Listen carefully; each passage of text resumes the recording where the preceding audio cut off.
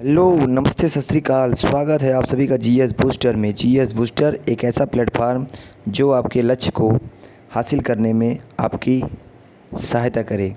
Okay साथियों, तो आज का जो हमारा टॉपिक होगा वो होगा करंट अफेयर्स का, और उसमें हम बात करेंगे नई शिक्षा नीति जो हाल ही में लागू हुई है उसके बारे में। ओके, चलिए आइए देखते हैं।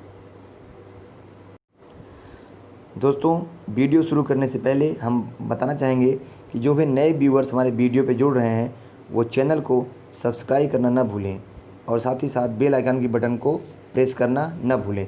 और जो हमारे पुराने व्यूअर्स हैं या जो हमारे पुराने सब्सक्राइबर्स हैं वो वीडियो को लाइक और शेयर ज़रूर करें। साथ ही साथ अगर आपको हमारे चैनल को खोजना है तो यूट्यूब पर ये पीला वाला लोगो ज़रूर याद करें जिसका नाम है जीएस बूस्टर। ओके, जो आपके ब्रेन को बूस्ट करे। चलिए आइए देखते हैं आज का टॉपिक। चलिए साथियों, बात करते हैं आज के टॉपिक के बारे में। देखिए दोस्तों, हमारा टॉपिक है नई शिक्षा नीति 2020 NEP यानी नेशनल एजुकेशनल पॉलिसी। ओके, चलिए इसमें हम देख लेते हैं कि मोदी सरकार के नेतृत्व वाली जो एनडीए सरकार है, जो मोदी के नेतृत्व वाली एनडीए सरकार है, उसने नई शिक्षा नीति को मंजूरी प्रदान कर दी है। यानी नरेंद्र दामोदर दास मोदी के नेतृत्व में जो राष्ट्रीय जनतांत्रिक गठबंधन की सरकार है उसने नई शिक्षा नीति को मंजूरी प्रदान कर दी है। और नई शिक्षा नीति यानी एनईपी का जो मसौदा था, यह एनईपी 2019 के नाम से पिछले साल जून में सार्वजनिक किया गया था। ओके, और सरकार ने 31 जुलाई 2019 तक जनता तथा अन्य हितधारकों से इसके सुझाव मांगे थे। और जो ह्यूमन रिसोर्स एंड डेवलपमेंट यानी मानव संसाधन विकास मंत्रालय है, उसकी रिपोर्ट के अनुसार लगभग 2.25 लाख यानी 2.25 लगभग 2.25 लाख सुझाव या जो सुझाव हैं वो प्राप्त हुए हैं। ओके, तो आइए देखते हैं इसमें क्या क्या प्रावधान किए गए हैं। साथियों, इसमें जो शामिल मसौदे थे उसमें 3 भाषा का फार्मूला दिया गया था। ओके,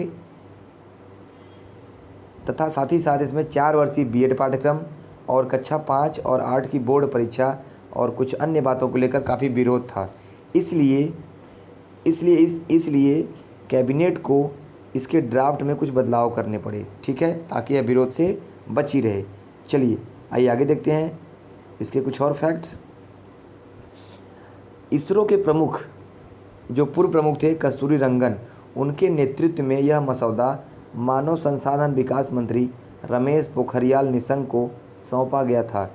जब उन्होंने शिक्षा मंत्रालय का कार्यभार संभाला था तो उन्हें यह मसौदा कस्तूरी रंगन के नेतृत्व में यह सौंपा गया था। ओके, चलिए आइए देखते हैं आगे। तो आइए देखते हैं इसमें हुए कुछ प्रमुख बदलाव के बारे में।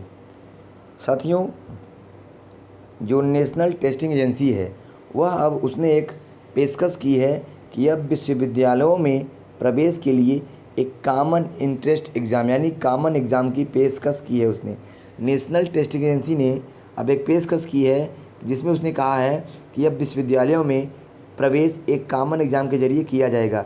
हालांकि ये अनिवार्य नहीं होगा। यदि कोई विश्वविद्यालय या कॉलेज यदि खुद से अपने पेपर या टेस्ट कराना चाहते हैं तो वे स्वतंत्र होंगे। ओके, और इसमें ये भी बात कही गई है कि प्रत्येक छात्र के पास स्कूलिंग पूरा होने तक एक व्यावसायिक कौशल यानी ट्रेडिंग स्किल होनी चाहिए।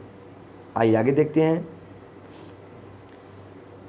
जो मौजूदा संरचना इसमें दी गई है उसमें 10+2 को ख़त्म किया गया है।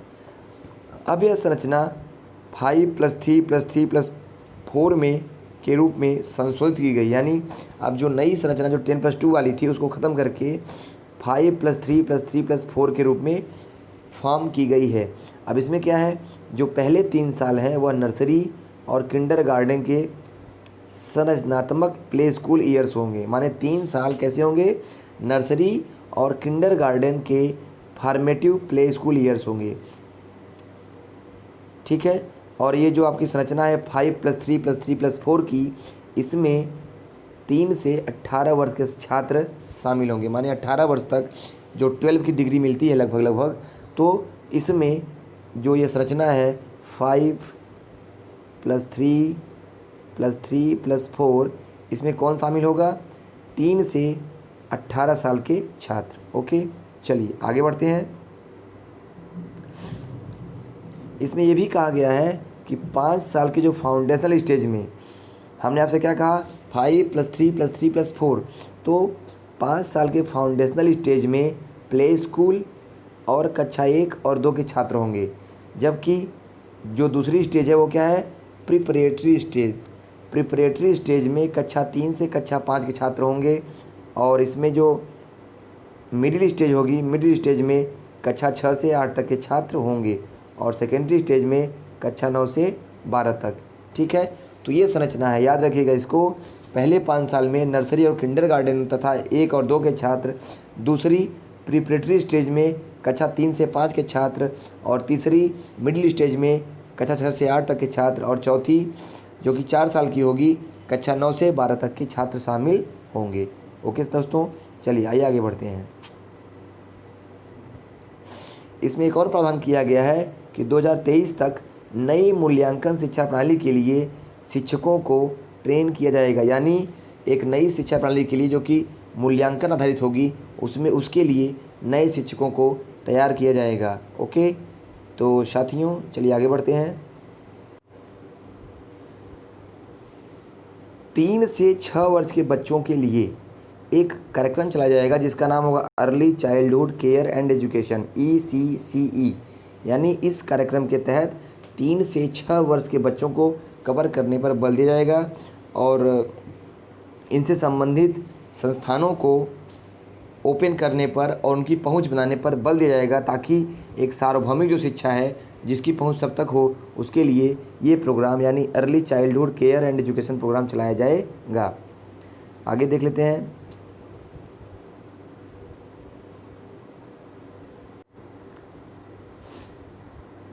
अब छात्र 3 भाषाओं को सीख सकते हैं, जिनमें एक भाषा राज्य की होगी, एक भाषा उनकी क्षेत्रीय होगी, और एक भाषा छात्रों की मनपसंद भाषा होंगी। या जो मनपसंद भाषा होंगी, इसमें अगर वो चाहें जैसे कोई फॉरेन लैंग्वेज, तो वो भी सीख सकते हैं। लेकिन कम से कम इसमें ये है कि कम से कम 2 जो भाषाएं हैं राज्य और क्षेत्रीय, वो कैसी होंगी? अपनी मातृभाषा होंगी, यानी नेटिव प्लेस की भाषाएं होंगी। तो अब 3 भाषा का जो प्लान दिया गया है, इसमें छात्र 3 भाषाएं सीख सकते हैं, राज्य भाषाएं, क्षेत्रीय भाषाएं, और एक अपने मनपसंद की भाषा। ओके, आइए आगे देखते हैं।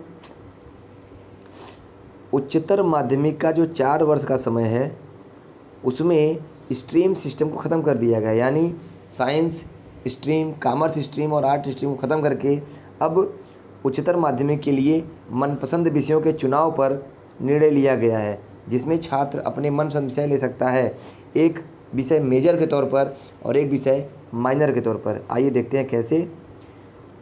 जैसे कोई छात्र अगर मैथ पढ़ना चाहता है, तो मैथ के साथ साथ वो बायोलॉजी पढ़ सकता है। ओके, वह केमिस्ट्री के साथ म्यूजिक भी ले सकता है। ओके, तो उसमें केमिस्ट्री मेजर सब्जेक्ट रहेगा और म्यूजिक माइनर। ओके, तो इसमें क्या होगा? मनपसंद विषयों के चुनाव पर भी बल दिया गया है। आगे देखते हैं। भारतीय ज्ञान प्रणाली, भाषा, संस्कृति और मूल्यों पर ध्यान दिए जाने पर बल दिया गया है। साथ ही राष्ट्रीय शैक्षिक प्रौद्योगिकी फोरम यानी national educational technical forum, okay, national educational technology forum का भी गठन किया जाएगा, और क्षेत्रीय भाषाओं में ई कंटेंट को विकसित किया जाएगा। अब तक जो ई कंटेंट हिंदी और इंग्लिश में होते थे, अब वे क्षेत्रीय भाषाओं में भी उपलब्ध रहेंगे। ओके, आइए आगे देखते हैं दोस्तों। सभी राज्य और केंद्र शासित प्रदेश की सरकारें 2025 तक सभी प्राथमिक स्कूलों में ग्रेड 3 के तहत एक मूलभूत साक्षरता और न्यूमरेसी, यहाँ पे गलती से न्यूमदेसी लिखा गया है, सॉरी उसके लिए। यहाँ पे क्या होना चाहिए? न्यूमरेसी। ओके, तो सभी राज्य और केंद्र शासित सरकारें 2025 तक सभी प्राथमिक स्कूलों में ग्रेड 3 के तहत सार्वभौमिक मूलभूत साक्षरता और न्यूमरेसी प्राप्त करने के लिए एक कार्यान्वयन योजना तैयार करेंगी। ठीक है, आगे देखते हैं। NIOS और स्टेट ओपन स्कूल ABC यानी 3 स्तरों की पेशकश करेंगे, यानी 3 स्तर पे वो शिक्षा प्रणाली की पेशकश करेंगे जो औपचारिक स्कूल प्रणाली में कक्षा 3, 5 और 8 के बराबर है। यानी अब जो NIOS है और स्टेट ओपन स्कूल है, ये ABC यानी 3 स्तर पर शिक्षा प्रणाली का विकास करने की बात करेंगे जो कि सामान्य कक्षाओं में 3, 5 और 8 के बराबर है। साथ ही साथ व्यावसायिक और शैक्षिक पाठ्यक्रम कार्यक्रम तथा वयस्क साक्षरता और जीवन संवर्धन कार्यक्रमों की शुरुआत की जाएगी। यानी व्यावसायिक शिक्षा पाठ्यक्रम, व्यावसायिक शिक्षा कार्यक्रम, वयस्क साक्षरता और जीवन संवर्धन कार्यक्रम की भी शुरुआत की जाएगी। आइए आगे देखते हैं। नई शिक्षा नीति में UGC और AICTE को एकल उच्च शिक्षा नियामक के अंतर्गत रखा जाएगा, यानी इन दोनों को मर्ज कर दिया जाएगा। साथ ही साथ शिक्षा पर कुल GDP का 6% खर्च करने पर जोर दिया गया है। वर्तमान में यह कुल GDP का 4% है। माने वर्तमान में जो शिक्षा पर GDP है वह कुल GDP कितना है? 4%। आगे इसको कितना करने पर बल दिया गया है? 6%। साथ ही साथ GER को बढ़ाकर हायर एजुकेशन में 2035 तक 50% करने पर बल दिया गया है। वर्तमान में यह लगभग 25% के आसपास है और इसे 2035 तक 50% करने पर बल दिया गया है। ओके, चलिए आगे देखते हैं। आइए दोस्तों कुछ देख लेते हैं मेन फैक्ट। जैसे कि नई शिक्षा नीति के तहत अब 5वीं तक के छात्रों को मातृभाषा, स्थानीय भाषा और राष्ट्रभाषा में ही पढ़ाया जाएगा। ओके, चलिए आगे देखते हैं। बाकी विषय चाहे वो अंग्रेजी ही क्यों न हो, एक सब्जेक्ट के तौर पर पढ़ाया जाएगा। यानी अंग्रेजी को क्या है? एक सब्जेक्ट की तरह पढ़ाया जाएगा, ना कि भाषा के तौर पर। ओके, और मैंने आपसे पहले ही बताया कि जो एक फार्मूला नया गठित किया गया वो 5+3+3+4 यानी 9 से 12वीं क्लास तक की परीक्षाएं कैसे होगी? सेमेस्टर में। और ये कहाँ रहेंगी? ये 4 वाले प्लान में रहेंगी। ये जो पहला है फाउंडेशनल स्टेज है, दूसरा क्या है? प्रिपरेटिव स्टेज है, तीसरा क्या है? मिडिल स्टेज है, और चौथा क्या है? सेकेंडरी स्टेज है। ओके, चलिए आगे देखते हैं। अब आप अपने मनपसंद विषयों का चुनाव कर सकते हैं। कैसे? स्कूलों से स्ट्रीम सिस्टम ख़त्म हो गया। मतलब जो स्ट्रीम थी कि 10 के बाद जो है हम क्या करेंगे, आर्ट स्ट्रीम, साइंस स्ट्रीम और कॉमर्स स्ट्रीम लेंगे, उन स्ट्रीम्स को ख़त्म करके अब एक साथ आप पढ़ाई कर सकते हैं। यानी आर्ट वाले साइंस विषय का भी चयन कर सकते हैं। चलिए आगे देखते हैं। ये देखिए वही बात है, अब आर्ट्स का छात्र भी बायोलॉजी की पढ़ाई कर सकता है। ठीक है, चलिए आगे देखते हैं। कक्षा 6 से ही आप कंप्यूटर कोडिंग सीख सकेंगे। यानी क्लास 6 से ही आपको कोडिंग पढ़ाई जाएगी। यानी 6 से आपकी जो आपका जो प्रैक्टिकल नॉलेज है, जो एप्लीकेशन नॉलेज है, उस पर विकास करने पर बल दिया गया। यानी आप 6वीं से ही कंप्यूटर की शिक्षा यानी कोडिंग शिक्षा ले सकते हैं। चलिए आगे देखते हैं। आप स्टूडेंट को MPhil नहीं करना होगा, MPhil को समाप्त कर दिया गया है। केवल आप MA के बाद सीधे PhD कर सकते हैं। ओके, चलिए स्कूलों में और उच्च शिक्षा संस्थानों यानी जो जैसे IIT, PMTs ये सब जैसे हैं, तो इन सभी संस्थानों में संस्कृत को बढ़ावा दिया जाएगा। ठीक है, यानी संस्कृत को बढ़ावा देने पर जोर दिया गया है। चलिए आगे देखते हैं। हर कॉलेज में संगीत, कला और साहित्य को पढ़ाया जाएगा, ऐसा भी इस नई शिक्षा नीति में प्रावधान है। एक और प्रावधान इसमें किया गया है कि जो भी सरकार द्वारा फीस निश्चित की जाएगी उससे ज़्यादा फीस आप नहीं ले पाएंगे। ओके, चलिए तो कुल मिलाकर हम ये कह सकते हैं कि जो नई शिक्षा नीति लागू की गई है वह हमारे लिए काफ़ी बेनिफिशियल और भविष्य को देखते हुए बहुत ज़्यादा लाभदायक है। साथियों, कुछ बातें और हम बता दें आपको कि यह जो नई शिक्षा नीति है यह 34 साल बाद लागू की गई है। राजीव गांधी कार्यकाल में यह लागू हुई थी और जब इसको शिक्षा मंत्रालय से इसका नाम क्या रख दिया गया था, human and resource development ministry. एक बात और बता दें कि अब जो आपका मानव संसाधन विकास मंत्रालय है, मतलब जो आपका HRD मिनिस्ट्री है उसको ख़त्म करके एजुकेशनल मिनिस्ट्री कर दिया गया, यानी मानव संसाधन विकास मंत्रालय अब क्या होगा, शिक्षा मंत्रालय के नाम से जाना जाएगा।